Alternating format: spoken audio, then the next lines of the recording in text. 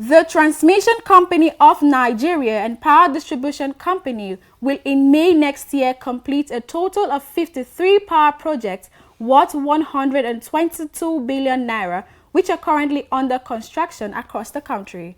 During a tour of 3 of the projects located at Ojo, Isolo, and Oworonshoki transmission stations in Lagos, TCN's program coordinator in charge of the project, Matthew Ajibade, said that when completed, the projects, which are funded by the Central Bank of Nigeria, will add over 1,000 megawatts to the firm's wheeling capacity.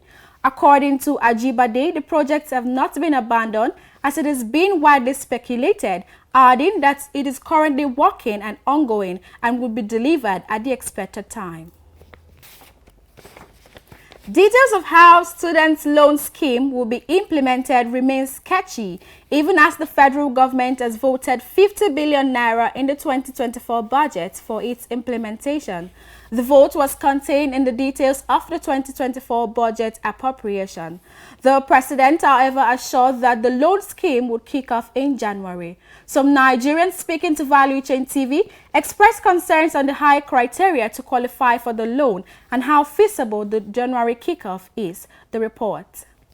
They need to scale this and re-express this better, so that people can have understand the modalities on how this and the number of loan beneficiaries that this will be, the demographic implication of a student that will be engaged, and they should also be able to look at the impact of this loan, looking down 10 years, 15 years from now, whether it will profit the society. The students actually be able to access the loan, and even if they access, will they be able to pay?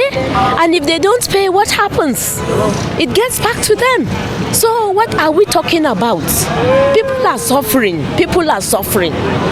We were thinking things will be better, but is it really getting better? Everything, foodstuff is getting high in the market. You have a student, if you give your child who is a student 50,000 today, it will not last for 1 month. How much is the salary of a civil servant? And you don't have 1, you don't have 2, maybe 4, 5. So what? It's just the grace of God that has been sustaining us in this country. Concerning the student loan, I can see this as a rubbish, because what I can say rubbish, it is something that me and you will not benefit at the end of the day. And if it is me and you can benefit, something that we can benefit, they have to give it a pre-hand to every Nigerian, other Nigerian.